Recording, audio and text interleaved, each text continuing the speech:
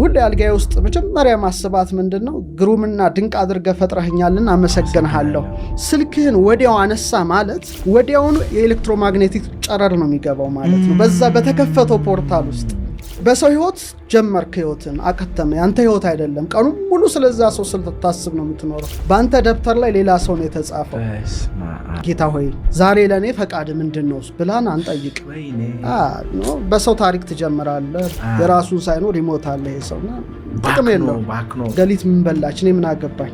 አጨፍግገህም ዋል ትችላለህ፣ አሳምረህም ዋል ትችላለህ። ስክሪኑን በነካ ቁጥር የሚገቡ እንትኖች አሉ። ፕሪንቶኑ ጠዋት ስትነሳ አልፋ እግዚአብሔር ሆይ ጊዜን ባርከው ብዬ ነው መጀመሪያ ያለብኝ። ስልካቸው አይሁን ጌታቸው፣ መጀመሪያው ጌታቸው እግዚአብሔር መሆን አለበት። ለሰውነት ደካማ ነው ካልከ ደካማ ነው፣ ኃያል መሆኑ ኃይል ይሰጣል። አንድ ቀን እግራችንን ቴንኪው ብለን አናውቅም። ስልክ ከእግዚአብሔር ጋር አስቀድመን እንዳንገናኝ ያደርጋል። ፌስቡክ ከመክፈት ቲክቶክ ከመክፈት ልባችንን መክፈት ነው። አዝነ ከተነሳ አጥንት ደርቆ ነው የምትነሳው። ሰው ሲነቃ ስልኩን ባይነካ ሞባይል የአእምሮ ሂደት ያዛባል።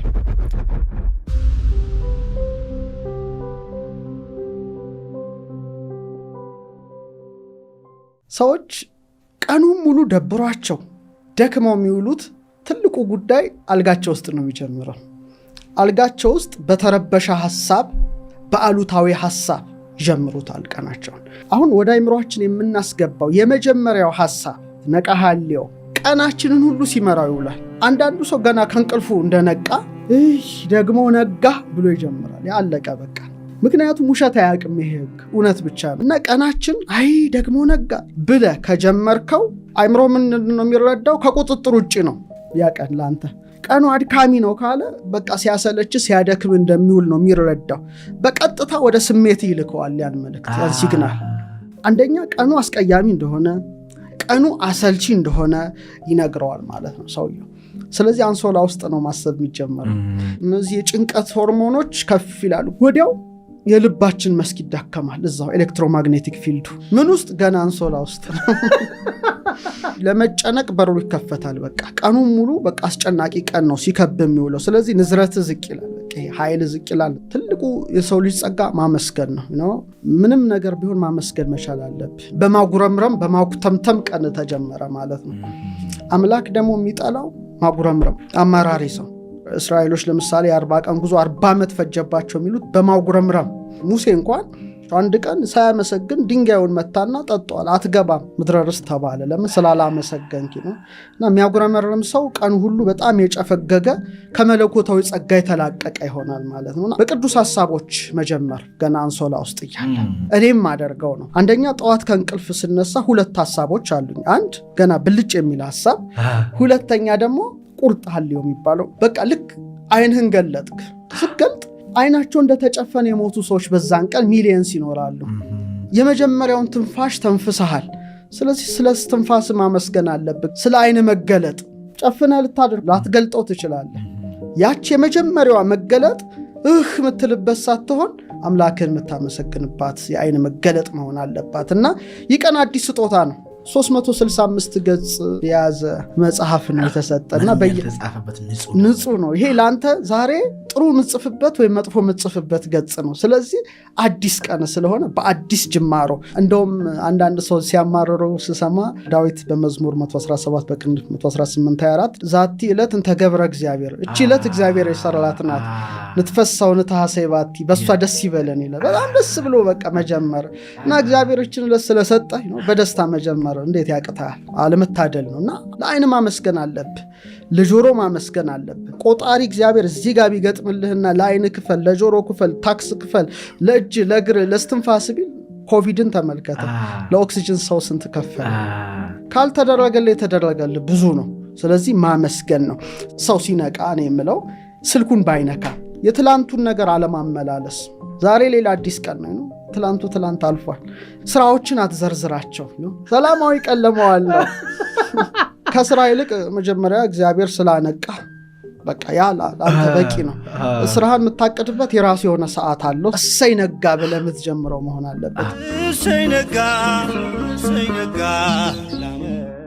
ውይ ነጋ ውይ ብለህ ከጀመርከው፣ ሁለተኛው ሳትገነዘብ ፈጥነህ ካልጋ መነሳት። ይሄ በጣም አደገኛው ነው። በህልም ዓለም ውስጥ ነበርክ፣ ስጋ ተኝቶ ያንኮራፋል፣ ነፍስ ህልም በማለም ራእይ በማየት ረልም ውስጥ ናት ምትመላለስ።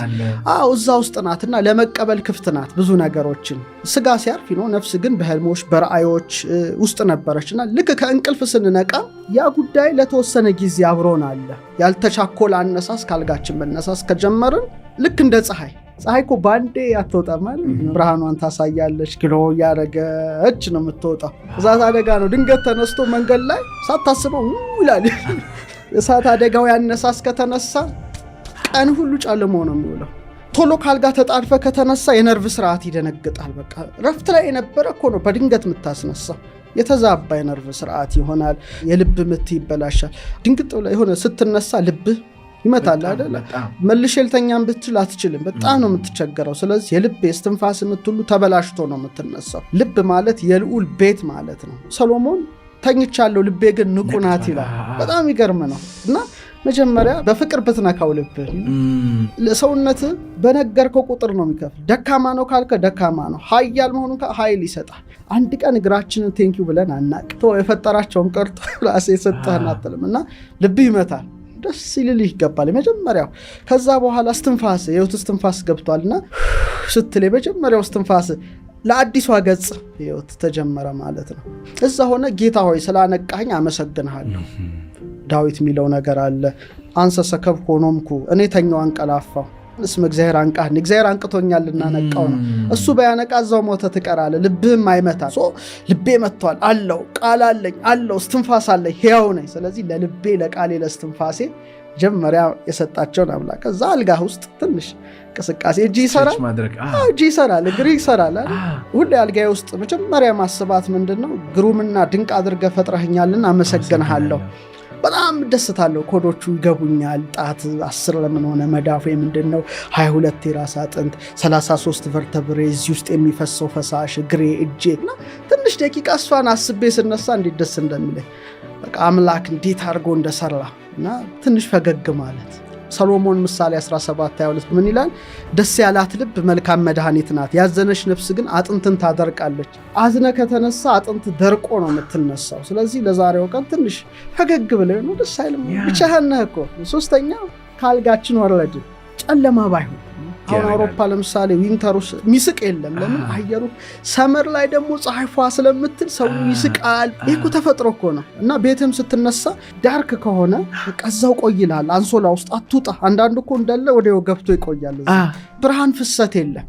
አይምሮም ጭጋግ ይሆናል፣ ተነሳሽነት ያጣል። በቃ ግን የስነ ፍጥረት ታሪክ ስትጀምር እግዚአብሔር ብርሃን ይሁን አለ፣ ብርሃንም ሆነ። ስለዚህ ቶሎ ምንድነው ማድረግ ያለብን? መጋረጃም ካለ መክፈት ነው።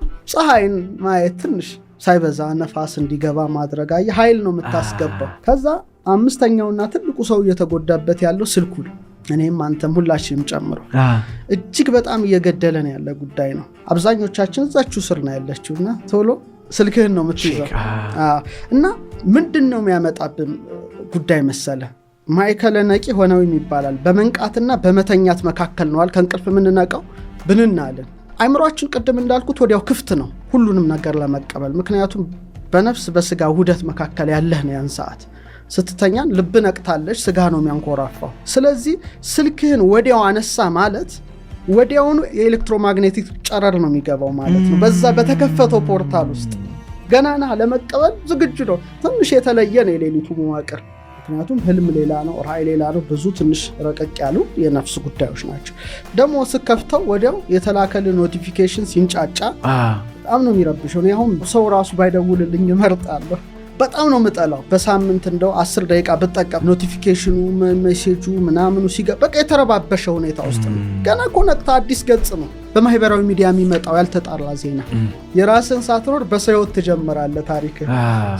አርቲስት ገሊት ምን በላች በሚል ዜና በማያገባ በሰው ህይወት ጀመርክ፣ ህይወትን አከተመ። ያንተ ህይወት አይደለም። ቀኑ ሙሉ ስለዛ ሰው ስልታስብ ነው የምትኖረው። በአንተ ደብተር ላይ ሌላ ሰው ነው የተጻፈው።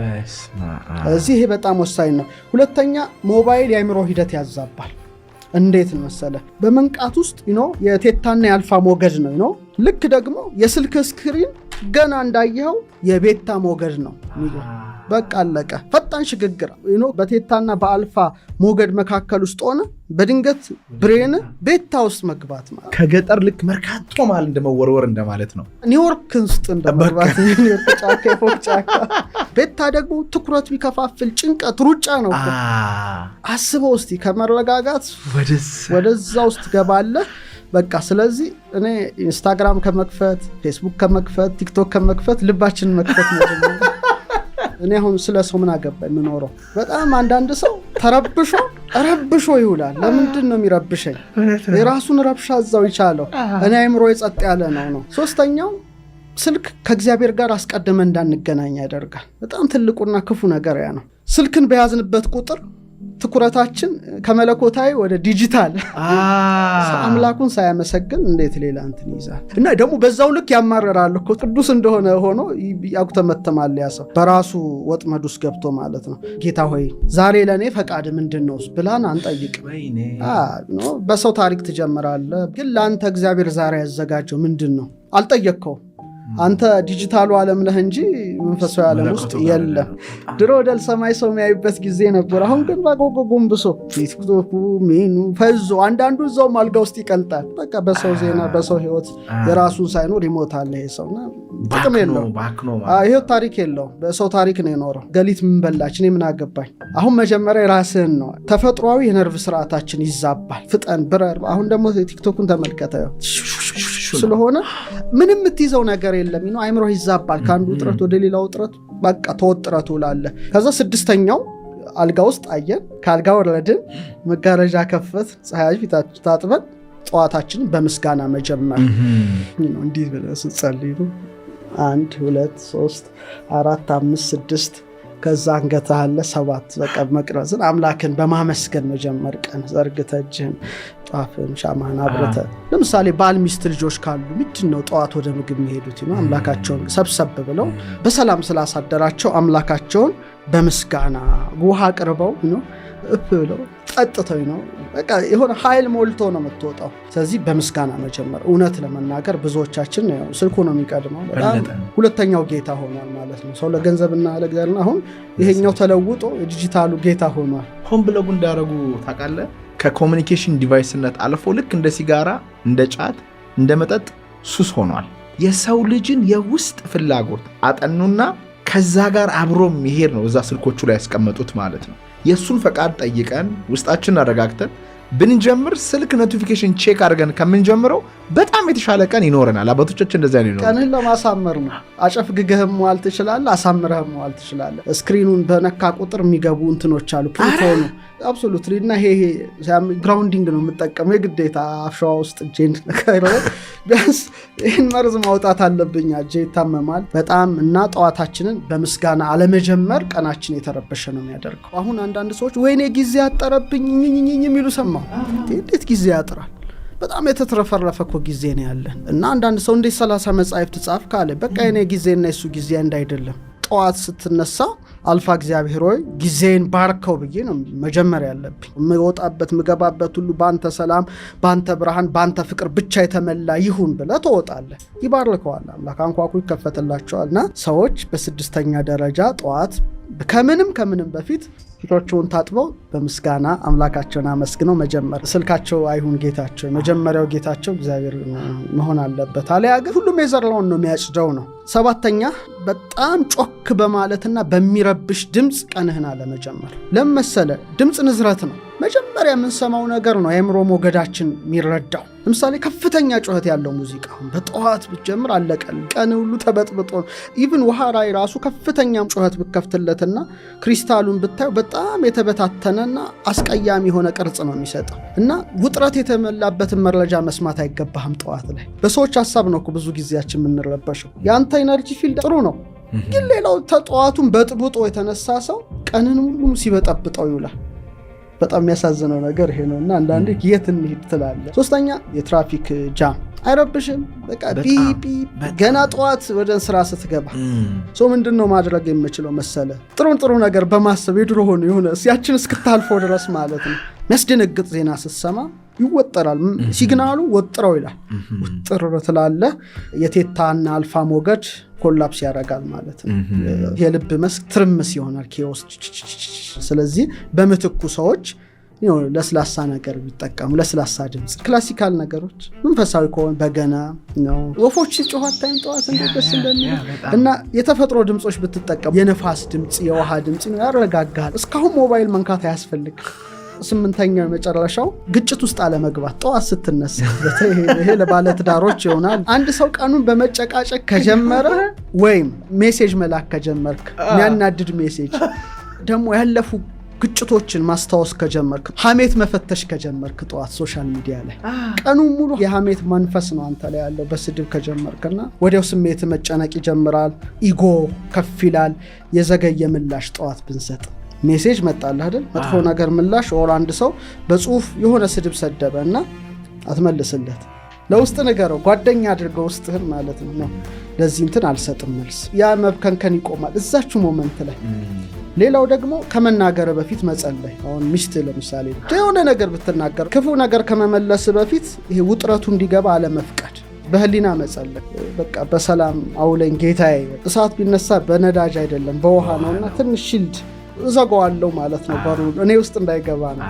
የልብ መስካችን ጠንካራ ከሆነ ቀናችን ሙሉ ጠንካራ ነው። በቃ ባትሪ ፉል ሆኗል ማለት ነው። በመጨረሻም ወጥተህ ፀሐይን መሞቅ። ሞባይል አይቀድም ከዚህ ሁሉ። በጣም ትልቅ ነገር ነው። ቢሞክሩት እኮ በጣም ትንሽ ደቂቃ 5 ሚኒትስ ምናምን እኮ የምታደርጋት ነገር ናት እኮ። የመንፈስ ጭንቀት ይርቃል፣ እንቅልፍ ውደትሽ ይስተካከላል። የቫይታሚን ዲ ደግሞ ለአጥንትም ጥሩ ይሆናል። አዲሽናል ነገር ከፈለክ ግን ቅድም ግራውንዲንግ ማድረግ ትችላለህ። ደግሞ ከስራ ስትወጣ ደግሞ ይህን ዝልህ የመጣሁን ትንሽ ታጠፈዋለህ አይነት ነው። ከዛ በኋላ ሞባይልን ጎርጉር፣ ችግር መጥነህ ማለት ነው። መሰረቱ ተገንብቷል። መሰረቱን ገንብተህ ነው መዋቅሩን የምትሰራው።